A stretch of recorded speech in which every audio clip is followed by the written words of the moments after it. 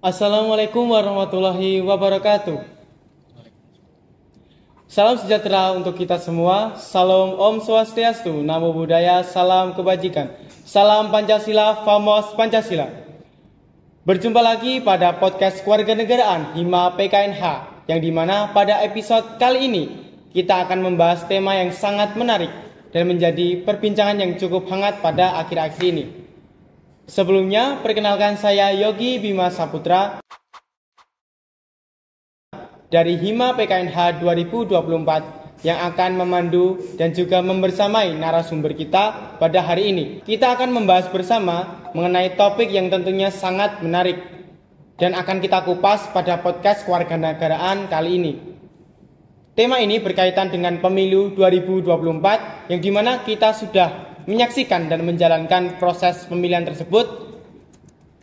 Tema yang kita ambil yaitu analisis dinamika penyelenggaraan terhadap integritas proses pelaksanaan pemilu tahun 2024. Yang dimana mungkin teman-teman sudah tahu bahwa banyak sekali polemik yang terjadi pada pemilu tahun ini. Dan muncul tanggapan pro dan tanggapan kontra terkait hasil pemilu ini. Untuk itu, mari kita bahas terkait hal tersebut bersama narasumber kita yaitu Bapak Cucu Sutrisna MPD selaku dosen Departemen PKNH Visipol UNY 2024. Sebelumnya, Pak Cucu apa kabar? Halo Mas Yogi, alhamdulillah sehat-sehat. Alhamdulillah.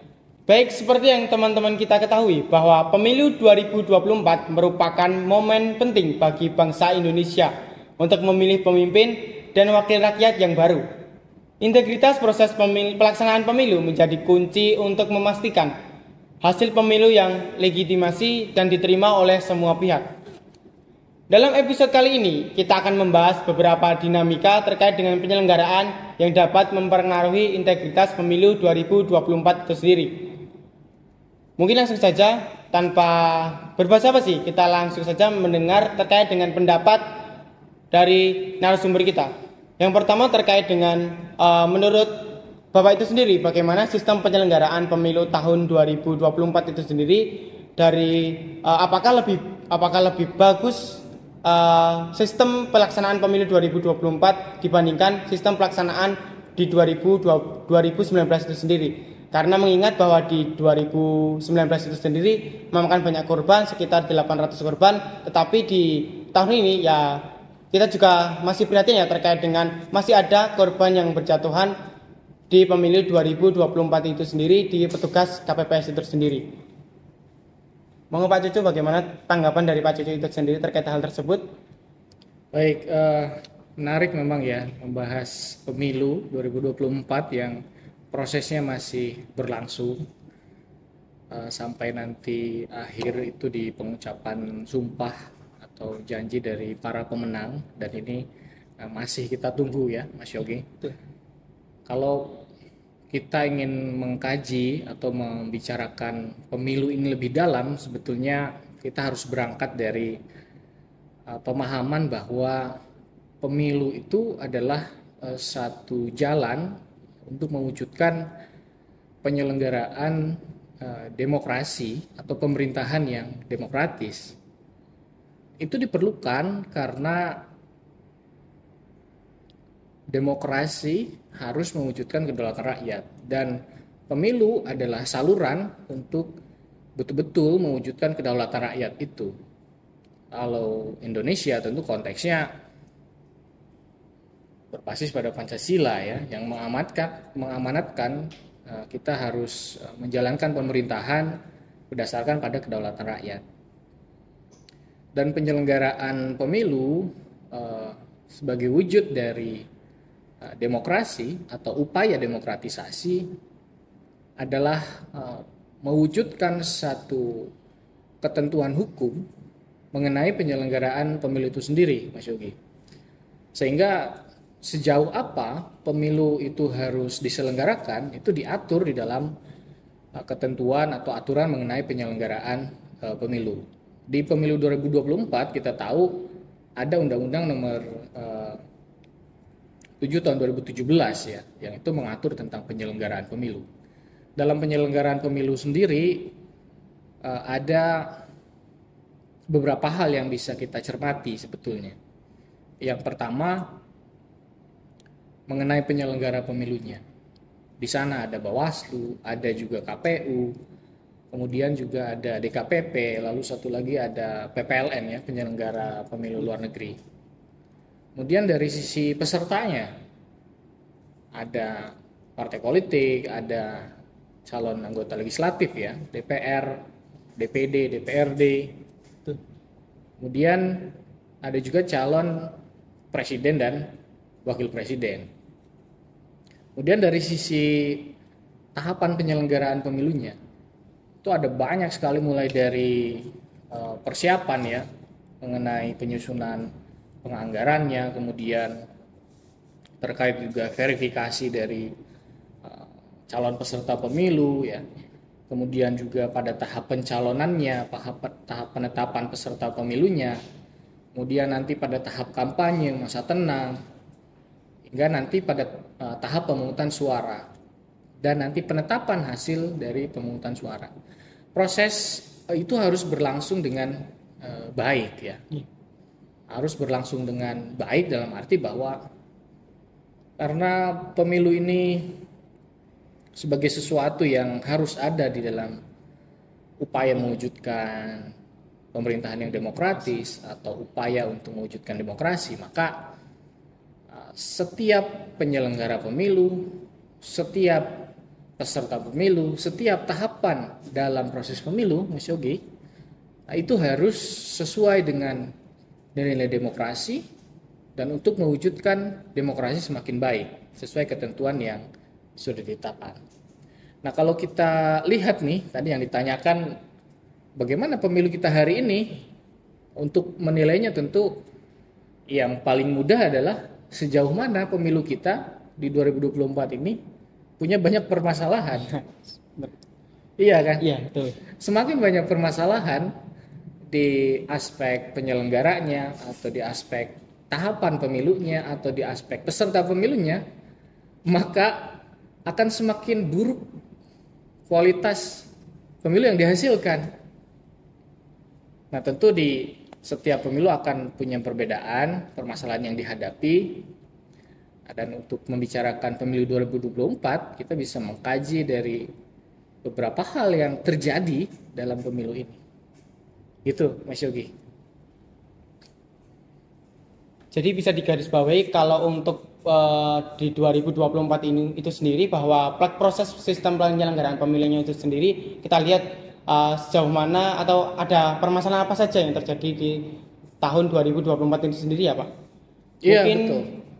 Selanjutnya terkait dengan tahap penyelenggaraan pemilu di tahun 2024 itu sendiri yang tadi sudah dipaparkan oleh Bapak terkait dengan proses pendaftaran pencalonan presidennya itu sendiri, kemudian terkait dengan kampanye, terkait dengan proses pemungutan suara, kemudian proses perhitungan sampai proses pengumuman hasil pemilihannya itu sendiri.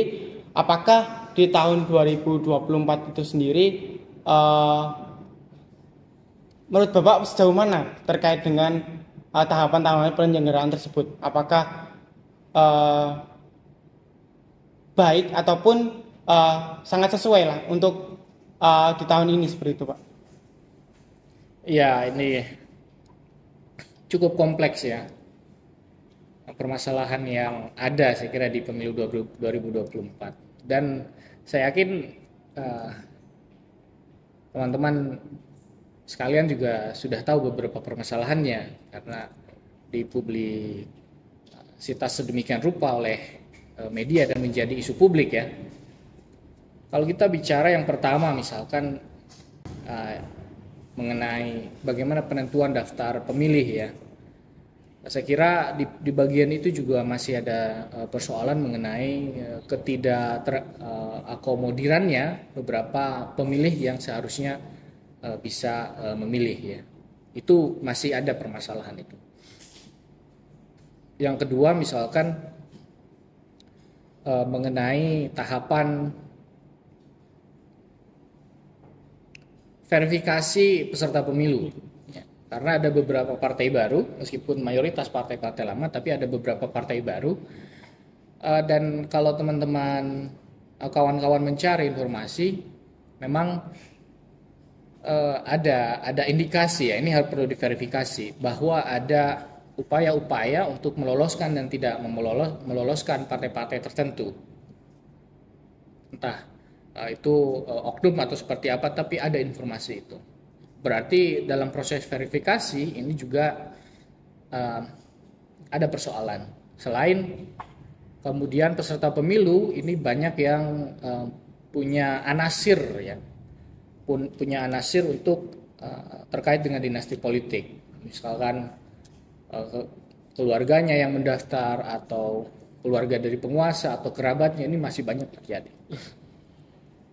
Kemudian yang ketiga dari proses pendaftaran atau verifikasi ya Mas Yogi ya, yang paling besar kan saya kira masalah bisa mencalonkannya wakil presiden dari pasangan 02 ya, yaitu Pak Gibran Rakabuming Raka, yang kita tahu bahwa awalnya dari sisi usia itu tidak masuk kriteria sebagaimana diatur dalam Undang-Undang Pemilu tahun 2017 yang harus 40 tahun. Tetapi dalam prosesnya kemudian ada proses pengajuan ke MK dan ternyata MK mengabulkan. Akhirnya Pak Gibran Rakabuming Raka bisa mencalonkan. Dan persoalan ini nanti bisa kita bahas lebih lanjut. Kemudian pada aspek kampanye ya, pada masa kampanye, ada juga persoalan mungkin yang paling besar adalah bagaimana pada proses kampanye ini seharusnya pemerintah itu kan sebagai pihak yang netral ya, dia bukan penyelenggara pemilu dan juga bukan peserta pemilu, sehingga tidak boleh aktif di dalam proses kampanye.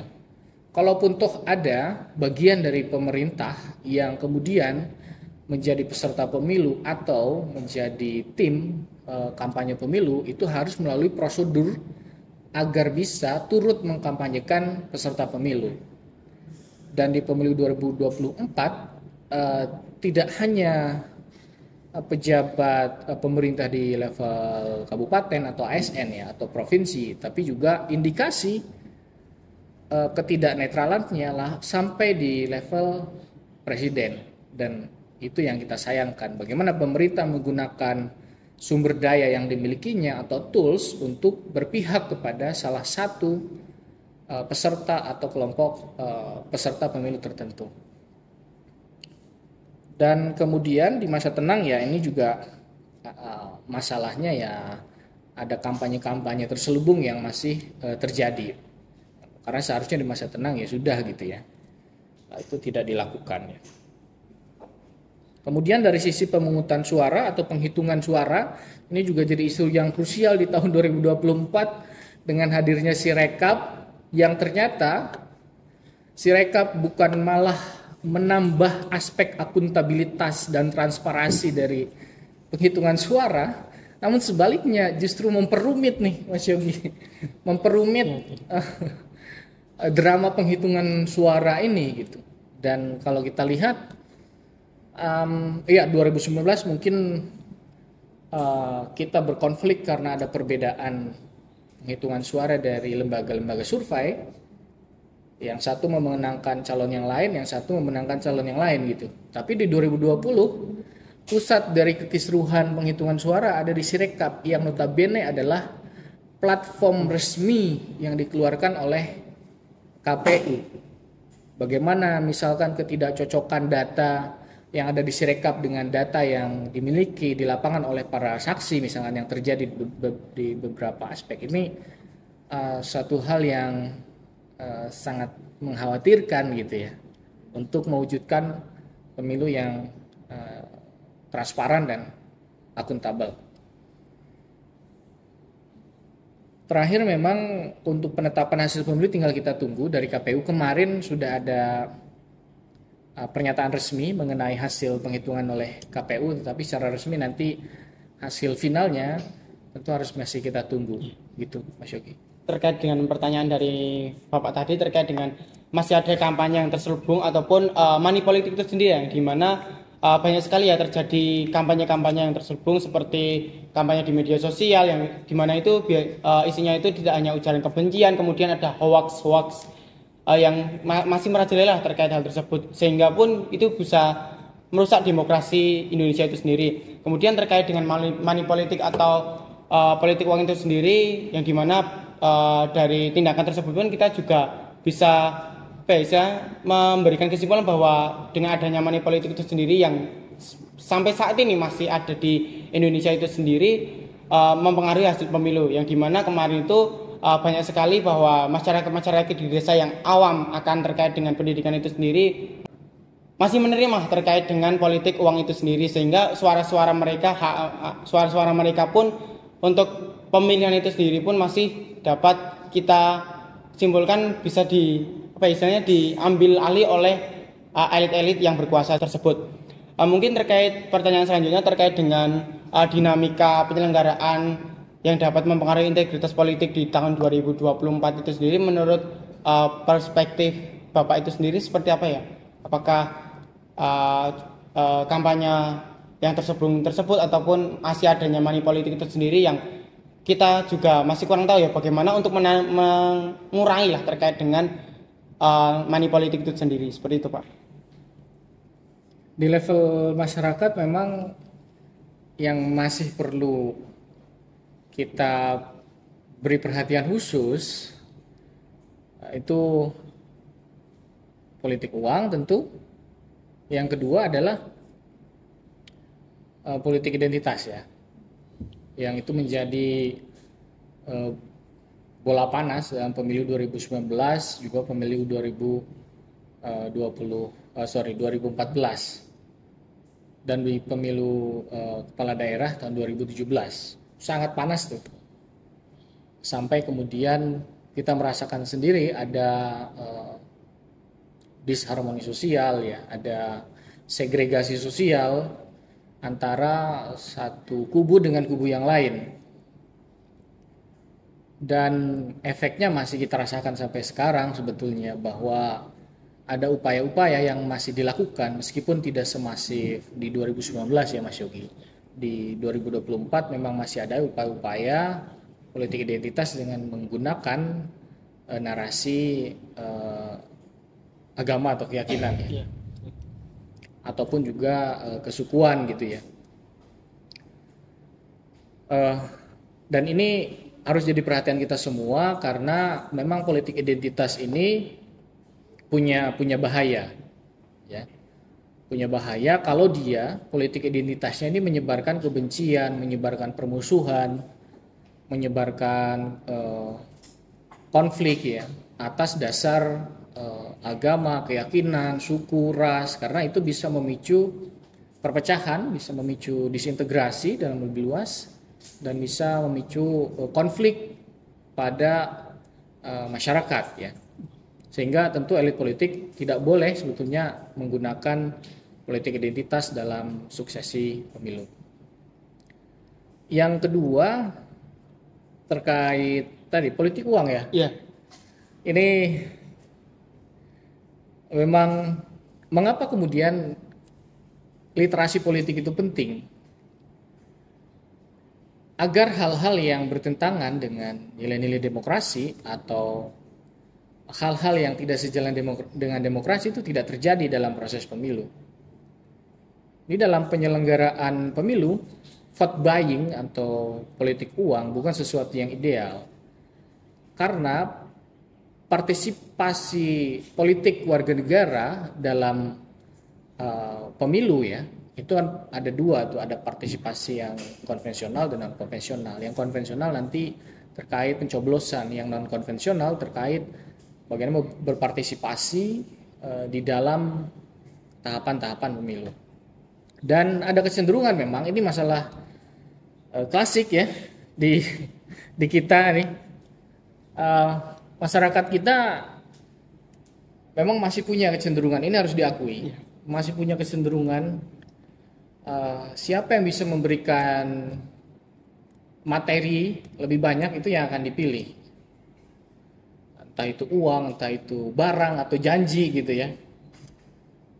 Padahal idealnya itu tidak dilakukan di dalam menentukan pilihan gitu ya, atau di dalam melaksanakan hak memilihnya.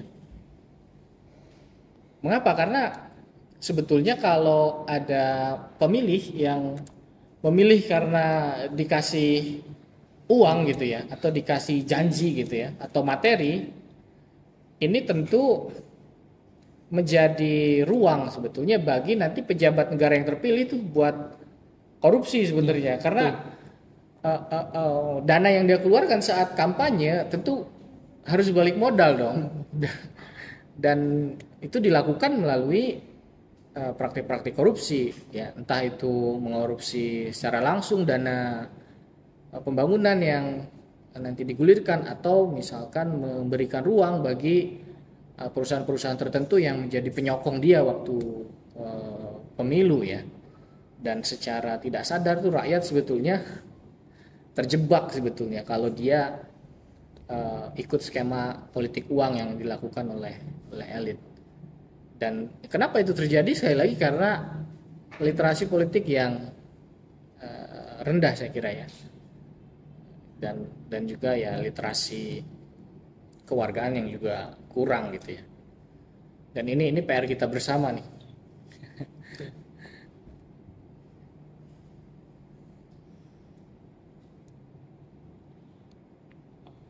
Baik, seperti yang teman-teman ketahui bahwa dinamika penyelenggaraan pemilu di tahun ini pun juga cukup kompleks. Ada beberapa faktor yang tadi sudah disampaikan terkait dengan yang pertama terkait dengan penerapan teknologi itu sendiri, yang dimana tadi ada aplikasi Sirekap yang dimana tujuannya agar dari petugas KPPS-nya itu sendiri lebih enak dan lebih cepat untuk terkait dengan hasil input datanya sendiri. Tetapi kenyataannya di hari H pelaksanaan itu sendiri malah menjadi permasalahan buat petugas KPPS-nya itu sendiri, yang karena di pelaksanaan itu sendiri banyak aplikasi Sirekap yang error ataupun trouble itu sendiri. Kemudian terkait dengan media sosial, yang dimana media sosial itu sendiri merupakan suatu platform yang digunakan oleh calon-calon legislatif ataupun wakil presiden dan presiden itu sendiri untuk berkampanye, yang dimana tadi sudah dipaparkan bahwa banyak sekali ya bahwa melalui sosial media ini ada ujaran kebencian, kemudian hoax-hoax yang bertebaran, sehingga itu pun juga menyebabkan dari masyarakat itu sendiri ataupun kita pribadi itu sendiri istilahnya perlu melakukan kajian ataupun perlu melakukan istilahnya literasi terkait dengan untuk mencari ataupun memvalidasi apakah hal yang disampaikan melalui media sosial itu benar atau tidak, seperti itu. Mungkin terkait dengan permasalahan cukup kompleks juga terkait dengan polarisasi politik itu sendiri, yang dimana di Indonesia itu semakin meningkat sehingga menimbulkan konflik-konflik antar kelompok itu sendiri. Menurut Bapak itu sendiri terkait dengan polarisasi politik di Indonesia itu sendiri yang di tahun ini meningkat, seperti apa ya Pak terkait hal tersebut gitu? Emang kalau dalam pemilu ya, pesta demokrasi itu kan sebetulnya ruang bagi kita untuk berkompetisi ya, menjadi pihak nanti yang dipilih. Kita punya hak juga untuk melakukan itu.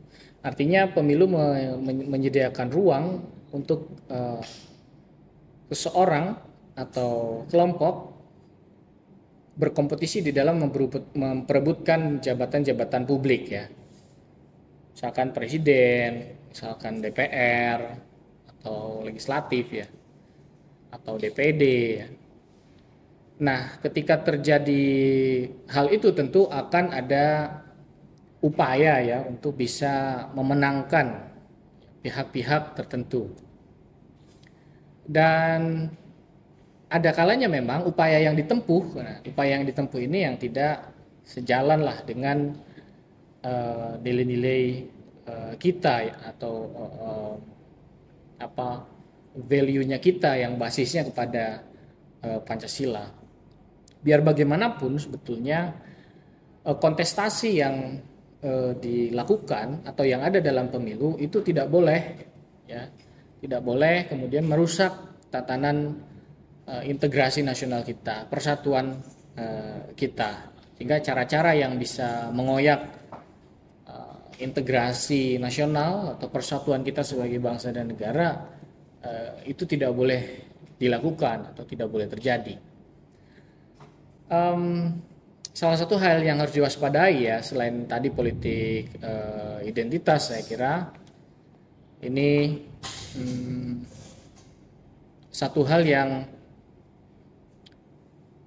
sebetulnya masih ada loh ya, masih ada, baik itu secara langsung maupun secara tidak langsung melalui platform digital, dan yang paling gampang dan masif itu memang di platform digital itu. Dan tidak sedikit juga yang terpengaruh ya dengan narasi-narasi semacam itu. Padahal politik identitas secara konsepsi itu punya bahaya, dan secara kenyataan kita sudah merasakan gitu bahwa memang tatanan harmoni sosial kita ternyata bisa rusak karena ada upaya politik identitas, misalkan di pemilu 2019 atau di 2014. Bagaimana kita bisa bermusuhan antar kawan karena beda pandangan politik yang kemudian dalam prosesnya dibumbui dengan narasi-narasi yang berbasis pada politik identitas. Di pemilu kepala daerah, saya pernah mengkaji yang gubernur ya, tahun 2017. Itu memang ada penggunaannya politik identitas, misalkan berbasis pada suku, budaya, atau juga pada berbasis agama. Misalkan jangan pilih ini karena dia beragama ini, kalau pilih ini maka akan seperti ini, akan mendukung agama ini, gitu ya. Atau jangan pilih ini karena dia bukan putra daerah dan seterusnya. Ini yang sebetulnya terjadi. Dan apakah 2024 masih ada? Saya lihat memang masih ada ya, masih ada dilakukan itu, meskipun menurut saya efeknya tidak sehebat di pemilu 2017, 2019 atau juga di 2014, Mas Yogi. Mungkin selanjutnya terkait dengan peran KPU itu sendiri ya, yang dimana KPU itu sendiri kan bertujuan untuk sebagai penyelenggara pemilihan umum itu sendiri, yang dimana peran KPU itu sendiri kan juga dalam memastikan integritas pemilu 2024 itu sendiri kan menjadi tanggung jawab mereka. Selain KPU melakukan pendidikan politik dan sosialisasi kepada masyarakat terhadap pemilu itu sendiri, apakah ada cara lain Pak terkait dengan KPU itu sendiri agar dari masyarakat itu sendiri pun memahami terkait dengan integritas pemilu itu tersebut? Penyelenggaraan pemilu salah satu aktor kuncinya ya tidak lain adalah penyelenggara pemilu, yang dalam hal ini aktor utamanya ya Komisi Pemilihan Umum ya, atau KPU. Ya, KPU ini harus mampu menyelenggarakan pemilu sesuai dengan asas-asas di dalam penyelenggaraan pemilu yang harus berlangsung dengan mandiri, dengan jujur, ya, dengan adil, kemudian tertib, terbuka, proporsional, profesional, akuntabel, efektif dan efisien. Dalam hal ini ada memang sebagaimana yang sudah diputus oleh DKPP di dalam penetapan Gibran Rakabuming Raka sebagai calon wakil presiden, karena itu dilakukan oleh KPU keputusan itu, dan DKPP sudah menjatuhkan sanksi terhadap hal tersebut, yang berarti bahwa KPU yang dalam hal ini ketua KPU dan beberapa komisioner itu melakukan pelanggaran etik ya dalam penyelenggaraan pemilu. Dan ini menjadi catatan yang sangat penting, saya kira, bagaimana seharusnya yang KPU menjadi pihak yang mampu menyelenggarakan pemilu yang berintegritas, tapi dia melakukan langkah yang blunder menurut saya. Apakah ini terkait dengan adanya tekanan politik atau tekanan lain yang terjadi, ataukah apa yang hal itu sebetulnya menandakan ya KPU ya belum mampu menunjukkan integritasnya secara maksimal.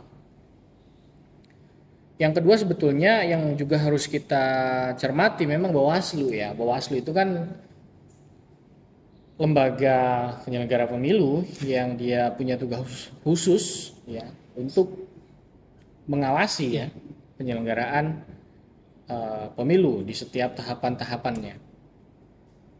Jadi tugas Bawaslu ini memang berat harus diakui karena dia harus bisa mengawasi segala perbuatan yang menyalahi ketentuan di dalam proses penyelenggaraan pemilu. Nah, memang ada beberapa hal yang kita juga harus kritisi ke Bawaslu mengenai kemampuannya mendeteksi dan merespon pelanggaran pemilu. Misalkan bagaimana ketika pejabat pemerintah turut serta melakukan kampanye untuk paslon tertentu ya dengan tidak melalui prosedur yang legal gitu, atau kemudian bagaimana penggunaan sumber daya yang dimiliki pemerintah untuk memberikan keunggulan pada paslon tertentu ya, atau bagaimana tadi terkait dengan kampanye di luar ketentuan yang seharusnya, ini juga masih banyak Bawaslu ini kecolongan. Ya. Ini harus menjadi catatan kita.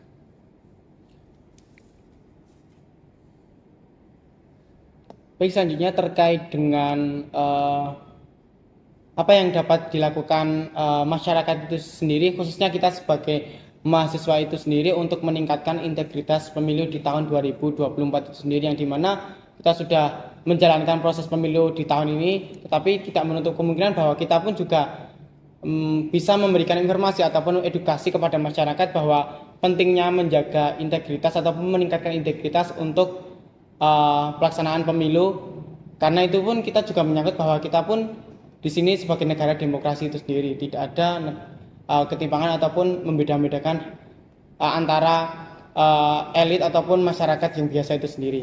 Mungkin menurut pandangan dari Bapak itu sendiri seperti apa? Gini, memang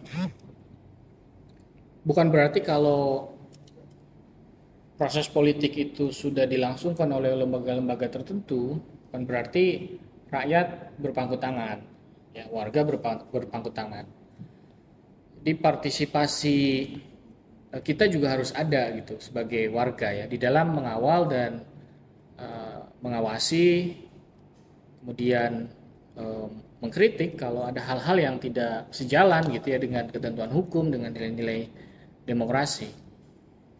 Ya meskipun kita sebetulnya kan demokrasi kita kan campuran ya antara demokrasi tidak langsung dengan demokrasi langsung.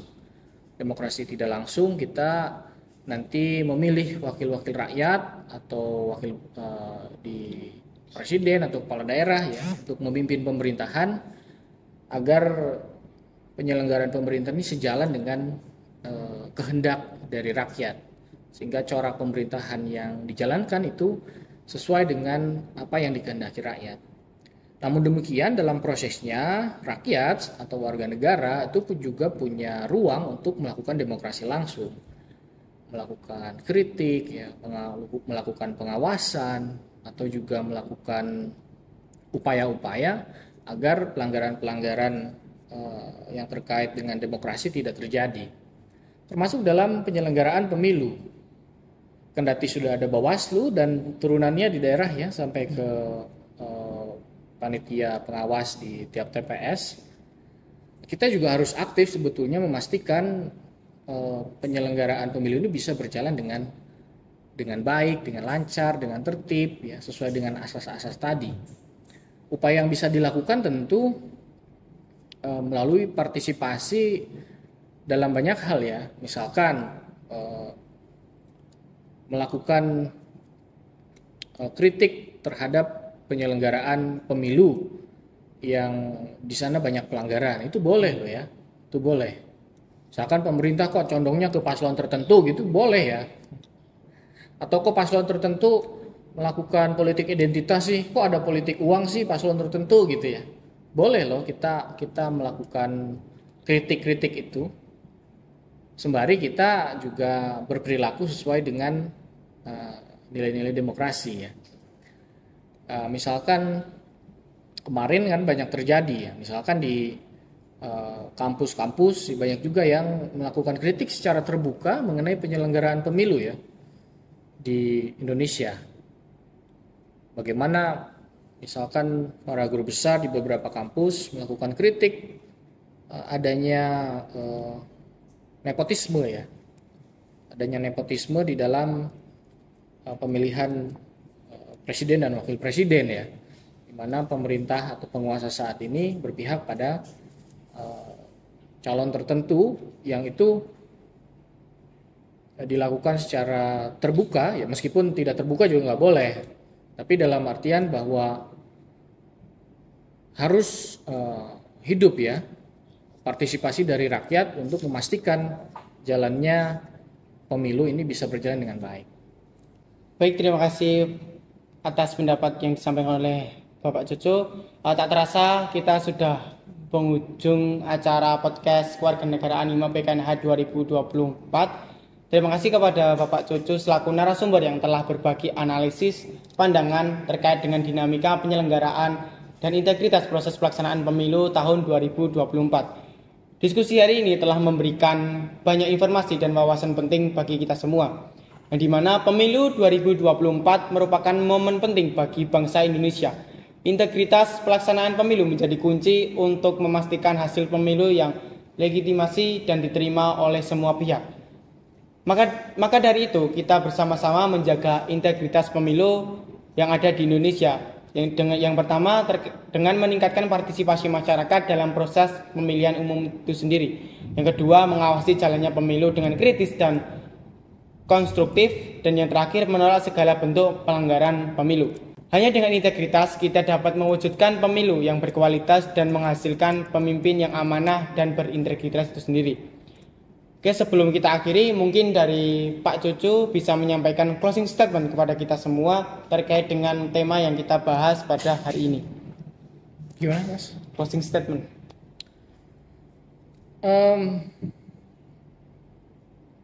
Pemilu adalah satu mekanisme untuk mewujudkan kedaulatan rakyat. Ya. Oleh karena itu, penyelenggaraannya harus berlangsung dengan baik. Setelah pemilu bukan berarti rakyat serta-merta menyerahkan penyelenggaraan kekuasaan negara kepada pihak-pihak yang sudah terpilih.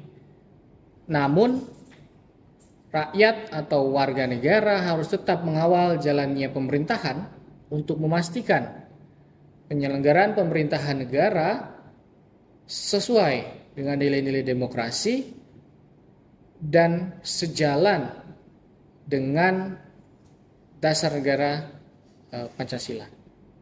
Demikian, Mas Yogi.